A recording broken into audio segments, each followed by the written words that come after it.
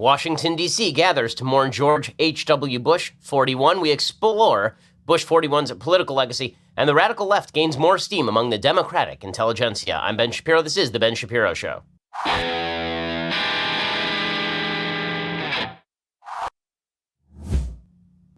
Okay, so I do want to get to everything Bush-related. I also want to get to Elizabeth Warren, who even the New York Times is now acknowledging sort of blew herself up at the behest of President Trump. But we begin today by talking a little bit about why you should probably be diversifying. Have you seen the stock market this week? It is not great, okay? The stock market in the last 2 days has dumped about 1,500 points. So things are not going awesome in stock market world, and that's because things are pretty volatile right now. There's a lot of worry about trade wars. There's a lot of worry about the national debt. And that's why you should at least be diversified. You should have some of your money in precious metals. Can you afford another hit to your retirement like the last downturn when the S&P dropped 50%? Probably not, which is why you should at least have some of your money in precious metals. Trust the folks over at Birch Gold Group. They have thousands of satisfied customers, countless 5-star reviews, and A+ rating with the Better Business Bureau. It's the holidays. You get gifts for everyone, so get yourself a free gift, the gift of understanding how to diversify, by going over to birchgold.com/Ben. You get a free information kit on physical precious metals. See if diversifying into gold and silver makes some sense for you. Go check them out right now. It's a comprehensive 16-page kit showing how gold and silver can protect your savings and how you can legally move that IRA or 401k out of stocks and bonds and into a precious metals IRA if that is something that you are into. To get that no-cost, no-obligation kit, go to birchgold.com/Ben. That is birchgold.com/Ben. Go check them out right now, birchgold.com/Ben. Okay, yesterday was supposedly a moment of unity in Washington, D.C. We had all of the living ex-presidents at the National Cathedral to do a memorial service for George H.W. Bush. And it really was moving, particularly when people who are close to George H.W. Bush spoke. So when George W. Bush spoke, for example, it was incredibly moving. That, however, was not the main headline that came out, because that was never going to be the main headline that came out. Whenever there's a political gathering, let's face it. Okay, when there's a memorial like this, we all get together for 5 minutes and we pretend that we still have something in common. And it's just like a family reunion at Christmas or at Hanukkah or at Thanksgiving. You all get together and go, oh, remember, we're all family. And by halfway through the meal, everybody's throwing food at each other and trying to club each other with the empty bottle of Martinelli's. And that's basically how things are. Yesterday at the National Cathedral, the good part was everything that genuine friends and family of George H.W. Bush had to say. Here was George W. Bush talking about his father. Dad taught us that public service is noble and necessary, that one can serve with integrity and hold true to the important values like faith and family. He strongly believed that it was important to give back to the community and country in which one lived. He recognized that serving others enriched the giver's soul. To us, his was the brightest of 1,000 points of light. And George W. Bush talked movingly about his own relationship with his father, all of which was good and decent. And then John Meacham, who's a historian, got up and talked about how George H.W. Bush was a 20th century founding father. And here's what he had to say. George Herbert Walker Bush was America's last great soldier statesman, a 20th century founding father. He governed with virtues that most closely resemble those of Washington and of Adams, of TR and of FDR, of Truman and of Eisenhower, of men who believed in causes larger than themselves. Okay, well, the truth is that George H.W. Bush was not a visionary, right? He lacked what they called the vision thing, and in 1992 it came back to bite him. He was much more of a technocrat, as we talked about yesterday on the program. He was much more of a guy who sort of handled his business. And if he'd been president between 1924 and 1928, for example, I think he would have made a fine president. His presidency between 1988 and 1992 was, to put it mildly, rather lackluster.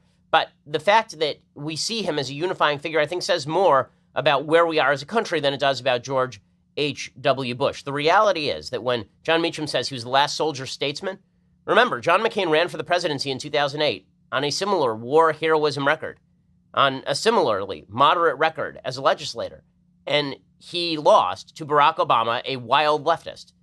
Okay, in 2012, a classy, middle-of-the-road guy who probably in temperament most resembled George H.W. Bush lost, again, to Barack Obama.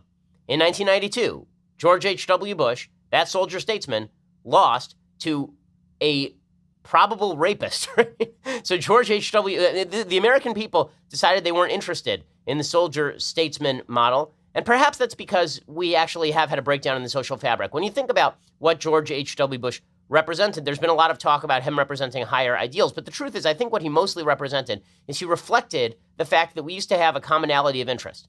And look at the institutions to which George H.W. Bush belonged. He was a belonger to the military, obviously. He was a military hero. That was a unifying institution in American life. He was somebody who belonged to the upper crust of the Ivy League establishment. This was an institution in American life where a lot of people had common interests and common values. He was a member of a church, right? He was a church-going man. That was a unifying factor in his life. All of the sort of soft things in the background, all of these soft things in the background that allow us to be a country together, those are what have faded. And that's what we're really mourning when we mourn George H.W. Bush's legacy and his passing, is what exactly happened to that background. What happened to the social fabric that was always the background for the tapestry that was going to be the American story? That's what's missing.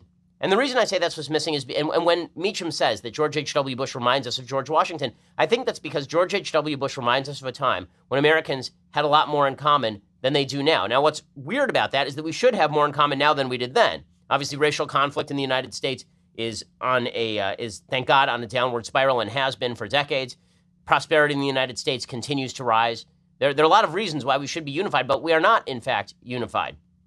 And this goes back all the way to George Washington's farewell address. He wrote a 32-page address to the people of America in which he warned against the spirit of faction. He said that spirit agitates the community with ill-founded jealousies and false alarms, kindles the animosity of one part against another, foments occasionally riot and insurrection.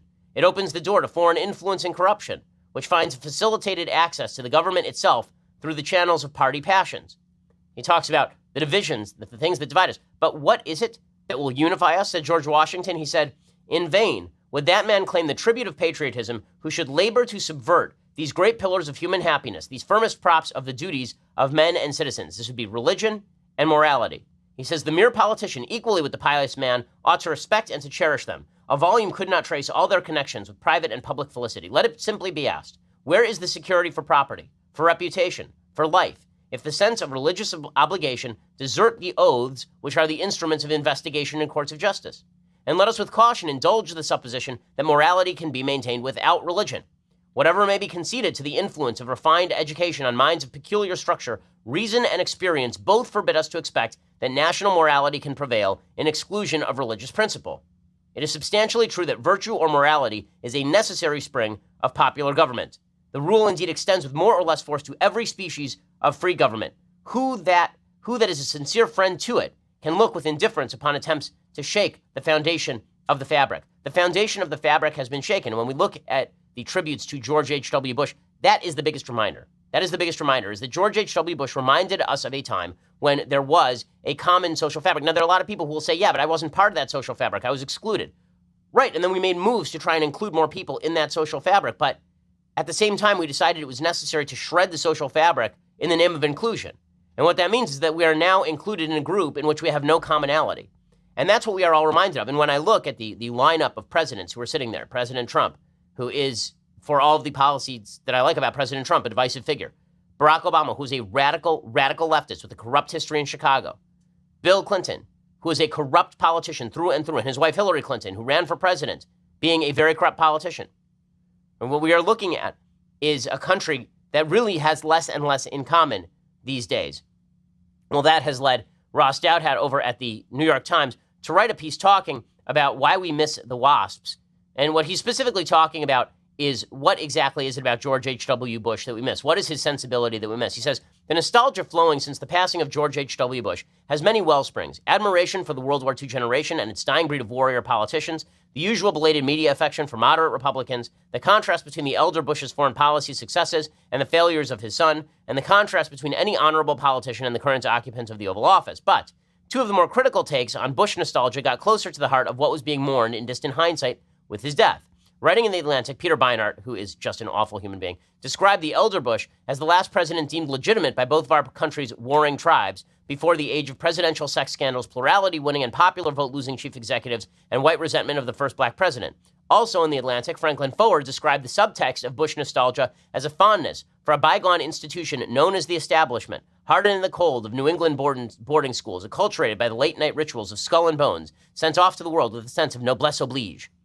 So Dowd says, I think you can usefully combine these takes and describe Bush nostalgia as a longing for something America used to have and doesn't really anymore. A ruling class that was widely, not universally, but more widely than today, deemed legitimate, and that inspired various kinds of trust, intergenerational, institutional, conspicuously absent in our society today. Put simply, Americans miss Bush because we miss the WASPs, because we feel at some level that their more meritocratic and diverse and secular successors rule us neither as wisely nor as well.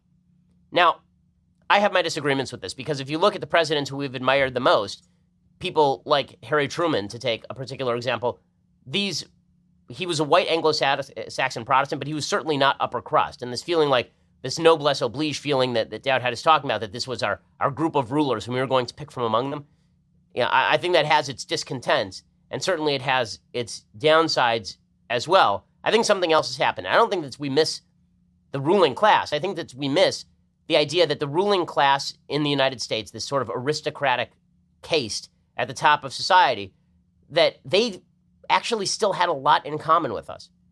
What's weird is that as the people who we vote for become more like us, we seem to have less in common with the people we vote for. And I think that's just because, as a country, as a whole, we have less in common with the people around us. We don't know our neighbors. We don't spend any time with them. And we don't aspire to be a George H.W. Bush. We resent people who make a lot of money. We resent people who are at the top of the so-called meritocracy.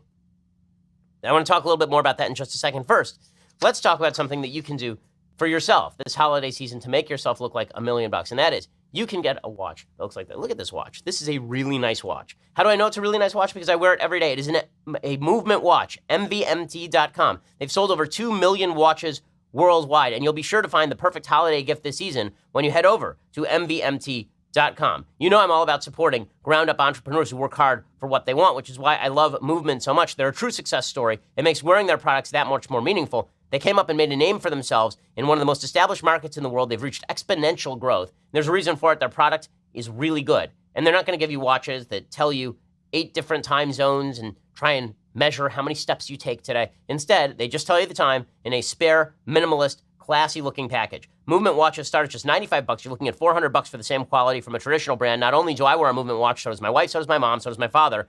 I've gotten them for a bunch of my friends as well. Movement has sold almost 2 million watches in over 160 countries. Right now, they have awesome gift boxes and packages for the holiday season. If you need help giving the perfect gift this Christmas, but you don't know where to start, the guys over at Movement Watches have your back. They've curated all your favorite styles into special gift boxes for you, so you can absolutely crush this holiday season without the added stress. Get 15% off today with free shipping and free returns by going to mvmt.com/Shapiro. Movement launching new styles on their site all the time. Go check them out. mvmt.com/Shapiro to get 15% off today with free shipping and free returns, and they have great holiday deals right now. mvmt.com/Shapiro. Join the movement. Go check them out right now. Okay, so Ross Douthat basically makes the claim that George H.W. Bush was beloved because we accepted our ruling caste more way back when. I don't think that's right. Again, I think it's that we had more in common with our ruling caste. That we thought, okay, one day if I work hard, I can be like those people because this is a free society and we share the same values. We have all the things in common that George Washington talked about in his farewell address. But we don't anymore. We don't anymore. Here's what Douthat writes in contravention of this idea. He says, if some of the elder Bush's mourners wish we still had a WASP establishment, their desire probably reflects a belated realization that certain of the old establishment's vices were inherent to any elite, that meritocracy creates its own forms of exclusion, and that the WASPs had virtues that their successors have failed to inherit or revive. Those virtues included a spirit of noblesse oblige and personal austerity and piety that went beyond the thank you notes and boat shoes and prep school chapel going, a spirit that trained the most privileged children for service, not just success, that sent men like Bush into combat alongside the sons of farmers and mechanics in the same way that it sent missionaries and diplomats abroad in the service of their churches and their countries. So he sort of chalks this up to WASP habits. What I would say is that these used to be much more universal values, and they also applied to the people who ruled the country. And now they are not universal values, and they apply to no one. And so our last several presidents have had significant moral failings, have real significant moral failings. And the one who's probably the best man among them, George W. Bush, was excoriated as warmonger by everybody else. And, well, none of this really, all the feel-goodism didn't really hold up to scrutiny for very long. because, as it turns out, we are still an extraordinarily divided nation. And as you know, I'm not ripping on displays of patriotic unity. I think that sometimes those are necessary. But it is hard not to look at the display yesterday in which you had President Trump sitting next to Melania, sitting next to the Obamas. The Obamas despise the Trumps, and probably vice versa. And then you have the Obamas sitting next to the Clintons. The Obamas despise the Clintons, and the Clintons despise the Trumps, and they all despise each other. And not think to yourself, maybe we as a country have lost something, right? And that's not a rip on Trump specifically, or even Obama specifically, or even Clinton specifically, although I have serious problems with all of the aforementioned. It does raise questions as to what we as a country have in common when our leadership has virtually nothing in common with each other. And you can see that in some of the video from yesterday. So some of the video from yesterday that was going viral was Hillary Clinton purportedly snubbing the Trumps. And I can see the media trying to gin this up. I am unclear as to whether Hillary Clinton is actually spurning Melania Trump here. It would not be supremely surprising if she were, but I think it's a tape that can be read both ways. What certainly cannot be read both ways is the media coverage of it. So here's what it looked like when Donald Trump and Melania Trump sat down next to the Obamas and the Clintons.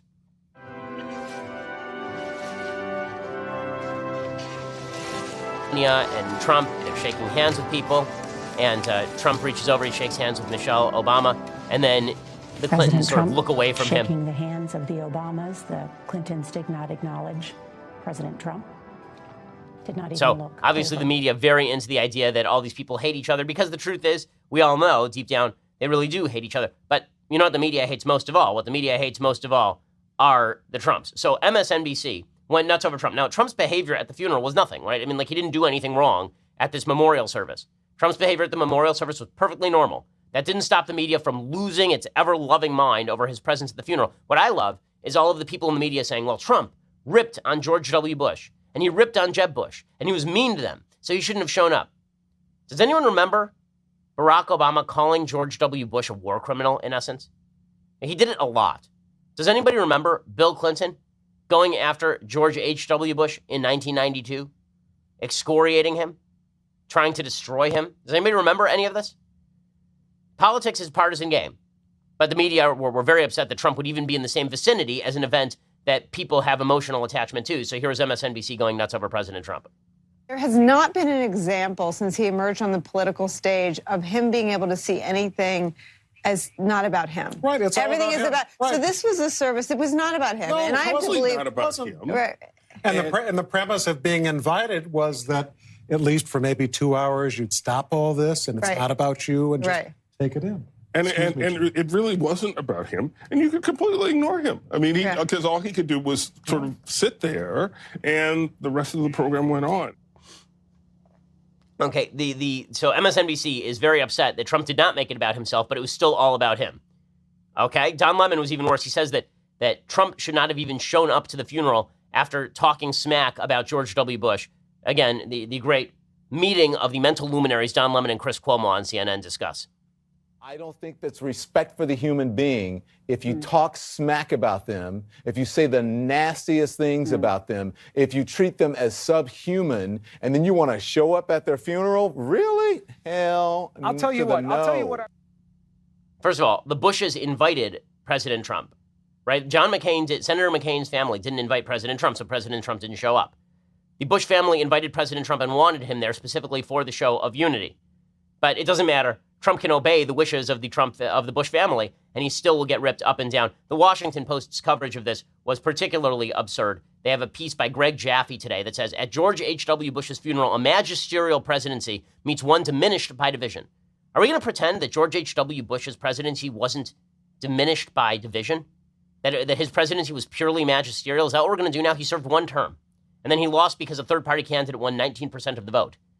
But apparently, you know, every opportunity to use George H. Bush to contrast to Trump, as opposed to contrasting what the country was in 1990 and maybe before with the spirit of America now. No, it's all going to be about Trump. Greg Jaffe at the Washington Post writing, the men who came to eulogize former President George H.W. Bush spoke of the 41st president and the American presidency on Wednesday in broad and magisterial terms. But the words of praise for Bush seem to contrast with the jarring reality. A generation after he left office, the presidency has become all-consuming in American life, yet it has also never seemed smaller and more prone to failure. I don't think they would be writing the same thing about Barack Obama, who militarized the executive branch against his political enemies. That wasn't the only article on the front page of the Washington Post website. They had another article that said, Bush funeral. Trump sits with fellow presidents, but still stands alone. This one from Philip Rucker. From the moment he crossed the transept of the soaring Washington National Cathedral, tore off his overcoat, and took his seat in the front pew, President Trump was an outsider. When the others sang an opening hymn, his mouth did not move. When the others read the Apostles' Creed, he stood stoically. And when one eulogist after another testified to George H.W. Bush's integrity and character and honesty and bravery and compassion, Trump sat and listened, often with his lips pursed and his arms crossed over his chest. So now we're doing body language breakdowns of President Trump at a funeral for national unity.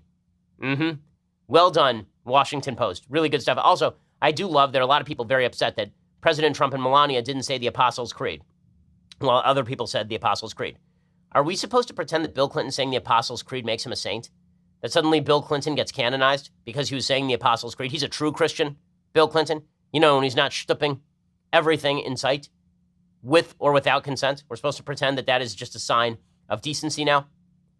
The Washington Post continues, Wednesday's state funeral was carefully orchestrated to be about one man and his milestones, Bush the father, the friend, the war hero, but inevitably it became about Trump too, for it was impossible to pay tribute to the 41st president without drawing implicit contrast with the 45th. I've been saying this for days, that the reason the media are doing a lot of the over-the-top hagiography of George H.W. Bush is specifically in order to tear down President Trump. That was pretty obvious from the outset. Look, you can look at George H.W. Bush and miss maybe a time when Americans valued statesmanship, but let's not pretend that the end of statesmanship began with President Trump, because that is a bunch of nonsense, and we all know it. We all know it.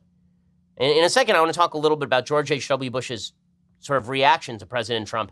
And I also want to talk about the Democrats preparing for 2020. But first, let's talk about how you cook your dinner. With the holidays fast approaching, meal prep is the last thing you want on your plate. You don't want to be schlepping on over to the grocery store, trying to figure out a recipe, buying too much of the ingredients, coming home, making a giant mess. What if cooking delicious, wholesome meals is actually easy? Well, it can be with Blue Apron. Folks around the office have been using Blue Apron for months. They say that it is fantastic. It's such a great idea. I mean, having these prepackaged meals essentially made for, you make them for yourself, right? All the ingredients come prepackaged, the freshest ingredients, the best ingredients, and the best recipes, and you're cooking like a gourmet in your own home. It's pretty amazing. Blue Apron really gives everyone a better way to cook. They take the chore out of meal prep, and they give you creative and mouth-watering options that fit your taste. Check out this week's menu. Get your first 3 meals for free at blueapron.com/Shapiro. These are meals we're sharing on social media in as little as 20 minutes. It's blueapron.com/Shapiro. I'm looking at some of these meals right now. This is the stuff you could be making. Seared steaks and loaded mashed potatoes, panko-crusted chicken and maple dipping sauce, creamy saffron risotto. I mean, this is solid stuff, and you could be making this in your own home yourself, like a gourmet. blueapron.com/Shapiro to get your first 3 meals for free. Blue Apron is indeed a better way to cook. Go check them out right now. Okay, so while all this mourning for George H.W. Bush goes on, and while we contrast the era of George H.W. Bush and maybe the social fabric of George H.W. Bush with today's social fabric, it is important to note, as I said yesterday, that George H.W. Bush and the establishment Republicans' disdain for people who are not of the elite did breed a backlash. So here's what Rot Dowdhout is right over at the New York Times. When he says that there's a nostalgia for a sort of aristocracy in the United States, let's not pretend that that did not create a backlash. It absolutely did. One of the things that always used to make me a little sick to my stomach was watching as the Bush family embraced the Clinton family. I never understood it. It made no sense to me. These were not people who shared values. These were not people who shared a vision for the country. And if they embraced each other because they felt that they had something else in common, I'm wondering what exactly that was. I always felt like, a fan of the Boston Red Sox and the New York Yankees, and then you find, and you're rooting for your team to beat the other team, and then you find out that the players in the offseason are best friends and go fishing together, and you think to yourself, wait a second, aren't they supposed to, be fighting against each other? That doesn't mean they should be beating each other's brains in, but the sort of warmth that Bush showed toward the Clintons, the Bush family showed toward the Clintons, was always off-putting to a lot of people who felt like this was more of an evidence of an inborn elite who had decided to associate with each other than people who were really unified with the American people per se. So when Maureen Dowd says that George H.W. Bush cursed about Trump and threw his shoe at the TV whenever he appeared, that creates a rather large backlash against exactly the sort of aristocracy that Ross Dowdhout is talking about. HW was talking about how much he liked Bill Clinton and Obama, and I said, what do you think of this Trump birther thing? And he just said, in essence, he's a jerk, with a different word. And I think I heard later that he was throwing a shoe at the television set when Trump came on. And this is why the media, of course, are doing a hagiography of George H.W. Bush, because this is what they want. They want this division. Now, again, we are going to have to rebuild the social fabric from the ground up, but that's not going to happen anytime soon, not with the politics that we currently have.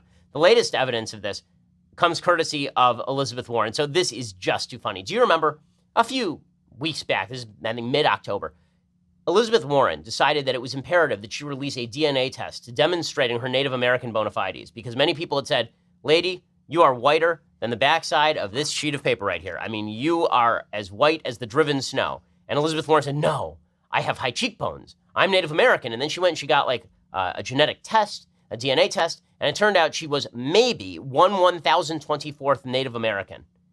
And the media celebrated this. We read the headlines at the time. The media said, she has been vindicated. She's a Native American. How dare you question her ancestry? Well, the rest of us were like, that's not what the test showed. And also, what?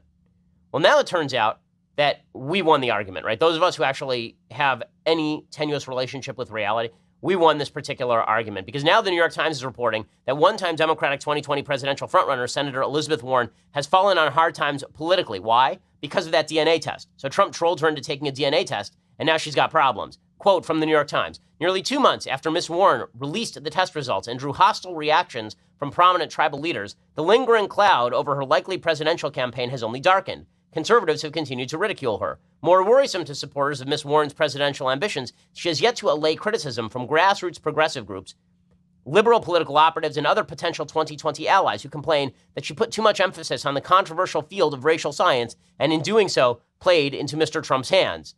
So she tried to break into the intersectional group by releasing a DNA test, and everybody's like, no, lady, you're white, not allowed. So it's really fun to watch all of these upper crust white candidates try to break into the intersectional battleground that the Democratic Party has become. On the one end, you have somebody like Kirsten Gillibrand, another rich white lady, who tweets out, our future is female intersectional, powered by our belief in one another. And we're just getting started. As my friend and business partner, Jeremy Boring, says, I'm not sure why she's allowed to assume the gender of the future. That seems transphobic. But in any case, Warren went even further. In an attempt to prove she could compete with all the other minority candidates, she didn't just pay tribute to intersectionality. She tried to become part of the intersectional coalition, and she looked really bad doing it. And now the New York Times is recognizing this. So how's the Democratic Party breaking down for 2020? Well, they've got the intersectional radicals. Then they've got the establishmentarians. And then they have the Bernie Sanders radicals.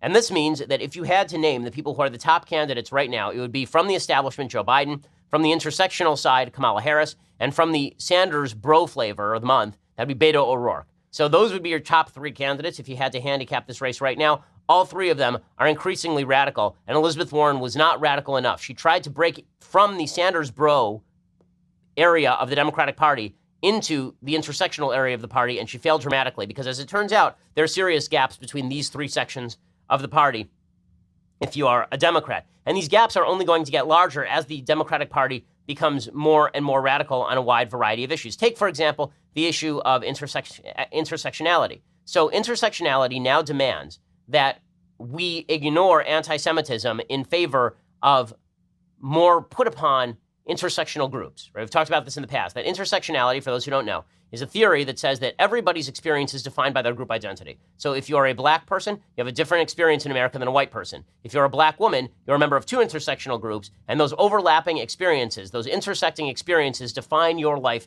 in America. And we can determine how seriously to take your opinion or how victimized you have been, which are flip sides of the same coin in leftism, by how many intersectional groups you belong to. Well, when it comes to this intersectional hierarchy, we rank various groups by level of victimization in American society.